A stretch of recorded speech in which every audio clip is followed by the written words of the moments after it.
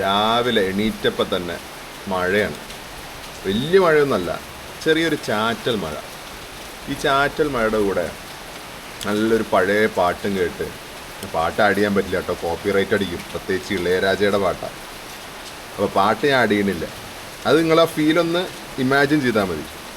കൂടെ ഒരു കട്ടൻ ചായ, പാലില്ലാത്തതുകൊണ്ടല്ല കേട്ടോ, ഇടയ്ക്ക് ഒരു കട്ടൻ ചായ സുഖം.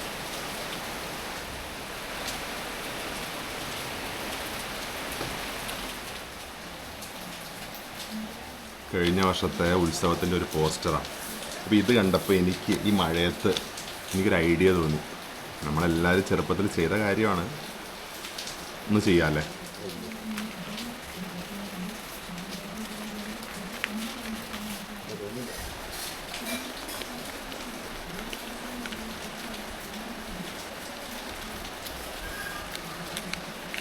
അങ്ങനെ ഉത്സവ പോസ്റ്റർ കൊണ്ട് ഒരു പേപ്പർ തോണി ഉണ്ടാക്കിയിട്ടുണ്ട്. ഇനി നമുക്കിത് വെള്ളത്തിലേക്ക് ഇറക്കാം.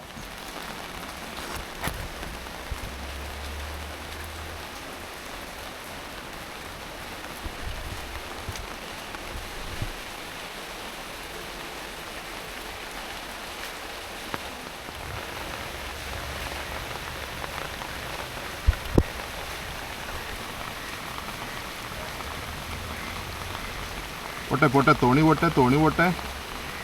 ഹൈ ഹൊയ് ഹൊയ് ഹൊയ് ഹൊയ് ഹൊയ് ഹൊയ് ഹൊയ് ഹൊയ്. അയ്യോ, തോണിയുടെ മടക്കൊക്കെ പോയിട്ടാ.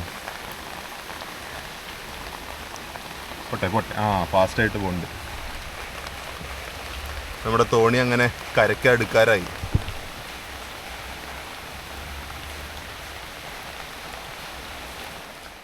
അയ്യോ, ഇപ്പം എനിക്ക് ഇത്ര പ്രായമായി, ഞാൻ ഇപ്പോൾ ഇതൊക്കെ ചെയ്യുക എന്താ ആൾക്കാർ വിചാരിക്കുക എന്നുള്ള വിചാരമൊന്നും എനിക്കില്ല. നമ്മളെ ഹാപ്പിയായി നിർത്തുന്ന എന്ത് കാര്യമാണെങ്കിലും നമ്മൾ വിചാരിച്ച ഉടനെ തന്നെ ചെയ്യുക. അപ്പോൾ മഴയൊക്കെ ഒത്തിരി ഒഴിഞ്ഞിട്ടുണ്ട്. അപ്പോൾ ഇന്നത്തെ പരിപാടി എന്ന് പറഞ്ഞു കഴിഞ്ഞാൽ എൻ്റെ ഫ്രണ്ട് വൈശാഖില്ലേ, അവൻ്റെ തറവാട് വരെ ഒന്ന് പോവുകയാണ് ഞാൻ. അങ്ങനെ നമ്മുടെ കുട്ടാപ്പിയിൽ ഒരു റൈഡൊക്കെ നടത്തി ഇവിടെ എത്തി. കുറച്ച് ഓഫ് റോഡ് യാത്രയായിരുന്നു കേട്ടോ. അത് ഇടയിൽ ഷൂട്ട് ചെയ്യാൻ പറ്റിയില്ല, തിരിച്ചു പോകുമ്പോൾ പറ്റിയ ഷൂട്ട് ചെയ്യാം. വണ്ടിയുടെ ഇതിൽ ചളി കണ്ടാൽ മനസ്സിലാവും നിങ്ങൾക്ക്. എന്താ, കുറച്ച് ഓഫ് റോഡ് യാത്രയായിരുന്നു. അങ്ങനെ നമ്മളിപ്പോൾ വൈശാഖിൻ്റെ തറവാടിലെത്തി. നല്ല മനോഹരമായിട്ടുള്ളൊരു സ്ഥലം.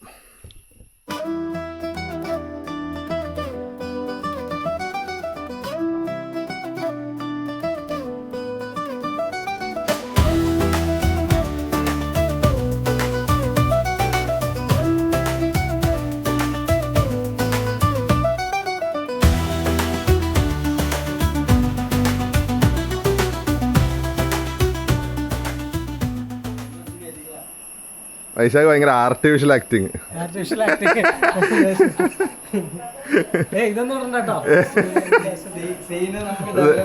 ഇവിടെ ഒരു കാരണവര് ഇരിക്കുന്നുണ്ട്, നമ്മുടെ കൂടെ വന്നതാ, പക്ഷെ മൂപ്പര് ഇവിടുത്തെ കാരണവരായി. ഇവിടെ ഒരാള് വേറൊരാള് ഷൈ ആവുന്നുണ്ട്. എന്താ സാധനം, അവൻ പേടിച്ചു. പേടിക്കണ്ട, വാലൊക്കെ അത് കിട്ടുക.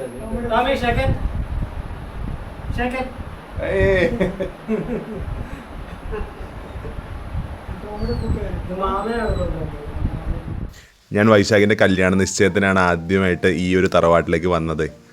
എനിക്ക് ഈ തറവാട്ടിലേക്ക് ആദ്യം വന്നപ്പോൾ തന്നെ എൻ്റെ പഴയ വീടാണ് ഓർമ്മ വന്നത്. എൻ്റെ കുട്ടിക്കാലം മുതൽ 2014 ഡിസംബർ വരെ ഞാൻ താമസിച്ച പരിയാരത്തൊടി തറവാട്. ഇതാണ് ആ തറവാട്. ഈ വീട് ഇപ്പം ഇല്ല.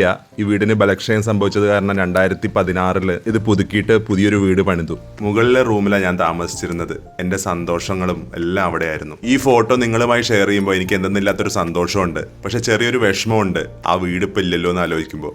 അവിടെ ഒരു ചെറിയൊരു കുഴി പോലെ ഒരു സംഭവം ഉണ്ടാകും. അത് ശരി. ആ കോർണറിൽ ഈ മലയിൽ നിന്ന് വരുന്ന ഇങ്ങനെ വെള്ളം ഇങ്ങനെ അതിൽ ഇറങ്ങിയിട്ട് ഒരു റൗണ്ട് പിറ്റ് പോലെ അതിൽ വരും. അപ്പോൾ ഞങ്ങൾ അതിൽ ബക്കറ്റൊക്കെ കൊണ്ടുപോയിട്ട് മുക്കിയിട്ട് പാറയുടെ മുകളിൽ നിന്നിട്ടാണ് കുളിക്കുക. തുണി തിരുമ്പാനും ഇതിനൊക്കെ പറ്റിയ സ്ഥലമായിരുന്നു. അപ്പോൾ പിന്നെ അങ്ങനെ ഉണ്ടാവില്ല അല്ലേ? ഞങ്ങൾ വരാറില്ല, അധികം സമ്മറിലാണ് വരാറുള്ളൂ. ബാക്കിയുള്ള സമയത്തൊന്നും വെള്ളത്തിന് ബുദ്ധിമുട്ടില്ല. അതെ. റബ്ബർ വെട്ടുണ്ടല്ലേ? റബ്ബർ വെട്ടുണ്ട്. ഇപ്പോൾ വെട്ടാറില്ല, ഉണ്ടായിരുന്നു.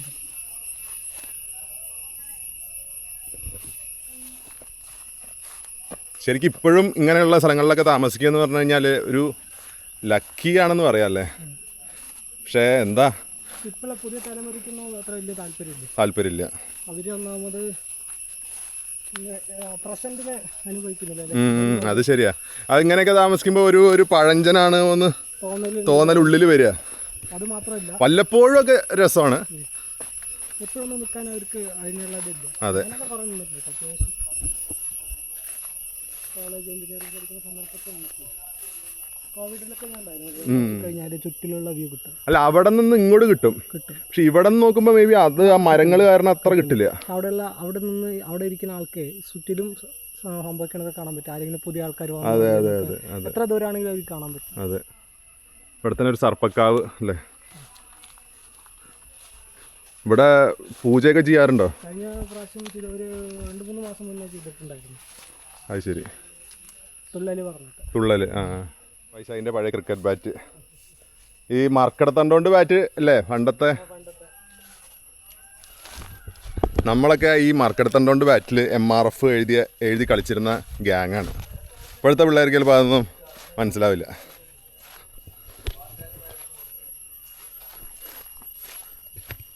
വൈശാഖിൻ്റെ ബന്ധുക്കളൊക്കെ താമസിക്കുന്നുണ്ട് വീട്ടിൽ. അതുകൊണ്ട് തന്നെ വീടിൻ്റെ ഉൾഭാഗത്തൊന്നും ഞാൻ ഷൂട്ട് ചെയ്യുന്നില്ല. പുറത്തുള്ള കുറച്ച് കാഴ്ചകളൊക്കെ എടുത്തു. അപ്പോഴേക്കും മഴ പെയ്തു തുടങ്ങി കേട്ടോ.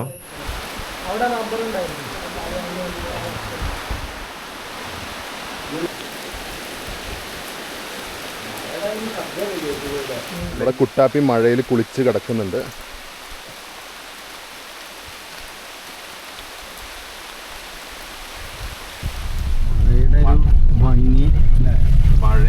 മഴയുടെ ഒരു പാട്ടൊക്കെ ഇട്ടാൽ മതി ബാക്ക്ഗ്രൗണ്ട്.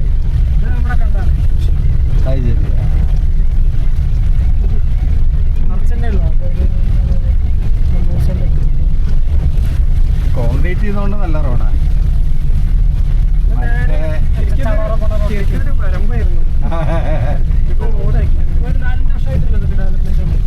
ഡ്രൈവിംഗ് ലൈഫിലെ കുറച്ച് റിസ്കി ആയിട്ടുള്ള ഡ്രൈവിംഗ് ആണ്. ഒന്ന് അങ്ങോട്ടോ ഇങ്ങോട്ടോ പോയാൽ നമ്മുടെ വണ്ടിയാണ് കുതിരവട്ടം വെപ്പ്. മറ്റേ താമരശ്ശേരി ചുരം. പക്ഷെ ഇത് കുറച്ച് നല്ലോണം ഉറച്ചു കിടക്കുന്ന റോഡാണ്, അതുകൊണ്ട് കുഴപ്പമില്ല. അതെ, അതാ എന്റെ ഫേസ് കാണിക്കില്ല, അച്ഛന്റെ ഫേസ് കാണിച്ചോളാം. ആ ഡയലോഗ് ഒന്നുകൂടി പറഞ്ഞു. ഒന്ന് ഉറച്ചു കിടക്കുന്ന റോഡ്. ആ റോഡല്ലേ, റോഡ് നല്ലോണം ഉറച്ചു കിടക്കുന്നത്. ഇത് സംഭവം കേൾക്കുന്നുണ്ടോ അതിൻ്റെ? അങ്ങനെ കുട്ടാപ്പിയെയും കൂട്ടിയിട്ട് ഞാനും അച്ഛനും വൈശാഖിൻ്റെ അനിയൻ അശോകും കൂടി വന്നിരിക്കുന്നത് ചളവർക്കും കൈലാടിനും ഇടയിലുള്ള ഒരു ശ്രീകൃഷ്ണ ക്ഷേത്രത്തിലേക്കാണ്. ഇതൊരു ടെമ്പിൾ വ്ലോഗ് ആക്കാനൊന്നും പ്ലാനില്ല കേട്ടോ. നിങ്ങൾ ഒരുപാട് റീൽസിൽ ഈ ക്ഷേത്രം കണ്ടിട്ടുണ്ടാവും. ശ്രീ മേതിർക്കോവിൽ ശ്രീകൃഷ്ണ ക്ഷേത്രം അഥവാ ചളവറ ശ്രീകൃഷ്ണ ക്ഷേത്രം. ശരിക്കും ഞാൻ ഇവിടെ വരുമ്പോൾ മഴ വേണമെന്ന് ആഗ്രഹിച്ചു കേട്ടോ. അത് അതേപോലെ തന്നെ കിട്ടി.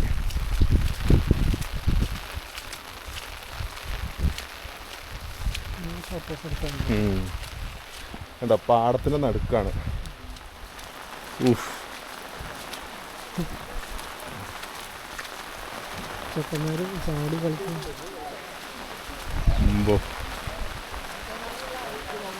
ആ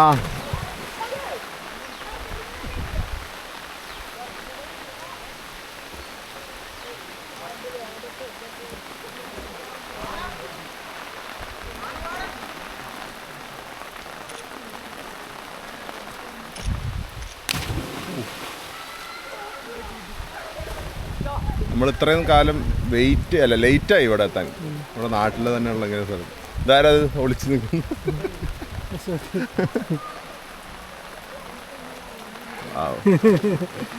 നീ പേടിക്കണ്ട.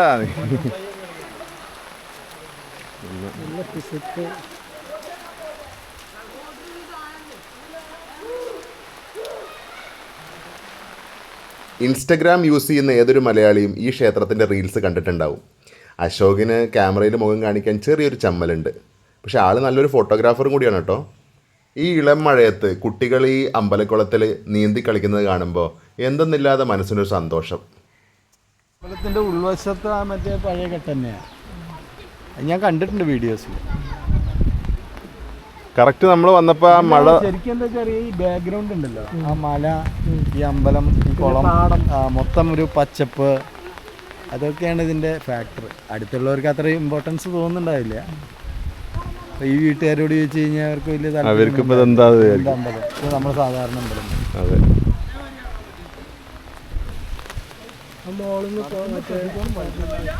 അങ്ങനെ കുറേ കാലമായിട്ട് വിചാരിച്ചിരിക്കുന്ന ഒരു കാര്യമാണ്. അത് നമ്മുടെ വൈശാഖ് നമ്മളിങ്ങോട്ട് എത്തിച്ചു.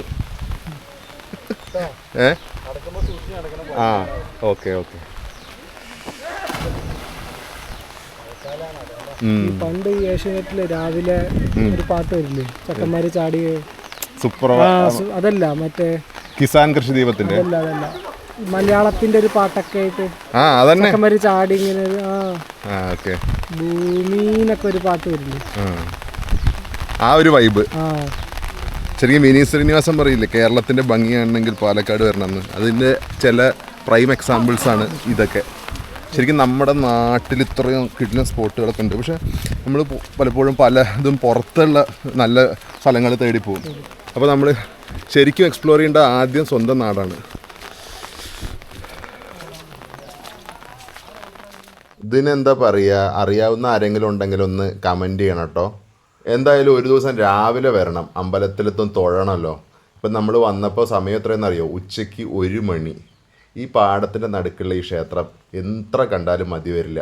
ലൊക്കേഷൻ മാപ്പ് ഞാൻ ഡിസ്ക്രിപ്ഷനിൽ കൊടുക്കാം കേട്ടോ. പിന്നെ ഇവിടെ വരുന്നവരോട് എനിക്കൊരു അപേക്ഷ ഉണ്ട്, പ്ലാസ്റ്റിക് വേസ്റ്റുകളൊന്നും ഇവിടെ ഇട്ട് പോകരുത് പ്ലീസ്.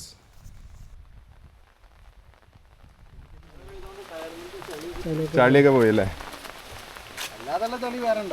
അതുണ്ടാവും. ഓക്കെ, അപ്പോൾ ഇവിടുന്ന് നമുക്ക് പോവാം. നാടിൻ്റെ ഗ്രാമഭംഗികൾ കഴിഞ്ഞു കൊളപ്പുള്ളിയുടെ തിരക്കുകളിലേക്ക് വരികയാണ്. വൈശാഖിനെ അശോകിനെ അവരുടെ വീട്ടിൽ ഡ്രോപ്പ് ചെയ്തു. ഇനിയിപ്പോൾ ഉച്ചയ്ക്ക് ശേഷം അവർ ചിലപ്പോൾ നമ്മളോടൊപ്പം ജോയിൻ ചെയ്യും വീണ്ടും. അപ്പോൾ വരുന്ന വഴി കുറേ ഫ്ലക്സ് കണ്ടു വഴിയിലായിട്ടേ. പോർച്ചുഗലിൻ്റെയും ബ്രസീലിൻ്റെയും അർജൻറ്റീനയുടെയൊക്കെ. എല്ലാ നാട്ടിലും ഇത് ഉണ്ടാവില്ലേ? എനിക്ക് പണ്ട് തൊട്ടേ ഫുട്ബോളിനോട് അത്ര ക്രേസ് ഇല്ല, അതുകൊണ്ട് എനിക്കൊരു ഫേവറേറ്റ് ടീമൊന്നുമില്ല. പക്ഷെ മെസ്സിയെ ഇഷ്ടമാണ്. ഈ ഫുട്ബോളിൻ്റെ ക്രേസ് സത്യം പറഞ്ഞാൽ കേരളത്തിൽ എത്ര അധികം ഒരു വലിയ അത്ഭുതമാണ്. കാരണം ഇന്ത്യൻ ക്രിക്കറ്റ് ടീം എത്ര കപ്പ് നേടിയാലും അങ്ങനെ വലിയൊരു ഫ്ലക്സ് ഒന്നും ഞാൻ കണ്ടിട്ടില്ല. പക്ഷെ ഫുട്ബോളിൽ ഈ അർജന്റീന, അതുപോലെ പോർച്ചുഗല്, ബ്രസീൽ, ജർമ്മനി, ഇവരുടെയൊക്കെ ഫ്ലക്സ് ഞാൻ അതിനെ കുറ്റം പറയല്ല. പക്ഷെ വേറെ രാജ്യങ്ങൾക്ക് വേണ്ടി എത്ര ആരാധകരാ. അതിലൊരു കാര്യം എന്താണെന്നറിയോ, കേരളത്തിലെ ഈ ഫുട്ബോൾ കമ്പം കേരളത്തിലും ബംഗാളിലും രണ്ടും ഒരു ബ്ലഡിലുള്ളൊരു ഇവന്റ് മാതിരിയാണ്. ഓക്കെ, ഇപ്പോഴത്തെ പുതിയ തലമുറകൾ ക്രിക്കറ്റുമായിട്ട് ലിങ്കായെങ്കിലും പഴയ ആൾക്കാരൊക്കെ ഫുട്ബോളും വോളിബോളും ഒക്കെ കളിച്ചു വളർന്നവരാണ്. അപ്പോൾ അവർക്ക് സ്വാഭാവികമായിട്ടും ഫുട്ബോളിനോടൊരു ക്രേസ് ഉണ്ടാവും. അപ്പോൾ ഈ വേൾഡ് കപ്പ് 4 വർഷത്തിലൊരിക്കൽ വരുന്നൊരു ഇവന്റ് ആയതുകൊണ്ട് സ്വാഭാവികമായിട്ടും അല്ല, ക്രിക്കറ്റും 4 വർഷത്തിൽ അല്ല. ക്രിക്കറ്റ് ഓഫ് കോഴ്സ് അതിലൊരു പ്രശ്നം എനിക്ക് തോന്നിയത് ക്രിക്കറ്റ് കുറച്ചും കൂടി ഓവർ ഡോസ്ഡ് ആണ്. IPL അല്ലെങ്കിൽ വേൾഡ് കപ്പ് എല്ലാം. പിന്നെ അത് മാത്രമല്ല, ക്രിക്കറ്റ് ഒരു എന്താ പറയാ റിച്ച്മെന്റ് ഗെയിം എന്നുള്ള രീതിയിലാണ്. മഴയുടെ വൈബോട് ചേർന്നിട്ട് ഒരു വീഡിയോ കുറേ ആയി വിചാരിക്കണു. അത് ഫൈനലി ഇന്നങ്ങോട്ട് നടന്നു. നമ്മുടെ വൈശാഖിൻ്റെ തറവാടും അതുപോലെ ചളവറയിലെ ആ ഒരു ക്ഷേത്രത്തിൻ്റെയും കാഴ്ചകളും പിന്നെ കൂട്ടത്തിൽ നമ്മുടെ സംസാരവും ഒക്കെ ആയിട്ട് മഴയുടെ പശ്ചാത്തലത്തിൽ. സോ ഈ ഒരു വീഡിയോ ഇത്ര ഉള്ളൂ. ഇനി ഞങ്ങൾ നല്ലൊരു ഫുഡ് സ്പോട്ട് തേടി പോവുകയാണ്. അപ്പോൾ ആ ഫുഡിൻ്റെ കാഴ്ചകൾ നമുക്ക് ഈ ഒരു വ്ളോഗിൽ ഉൾപ്പെടുത്തണ്ടെന്ന് വിചാരിച്ചു. അതിന് വേണ്ടിയിട്ട് സെപ്പറേറ്റ് ആയിട്ട് തന്നെ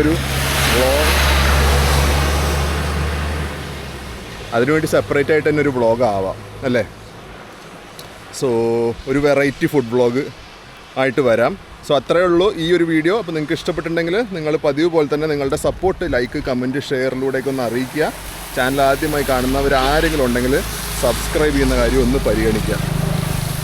എന്തായാലും ഈ വീഡിയോയിൽ ഞാൻ മസാല ദോശ ഒന്നും ഉൾപ്പെടുത്തിയില്ല കേട്ടോ. അപ്പോൾ അടുത്ത വീഡിയോയുമായി കാണാം. ബൈ.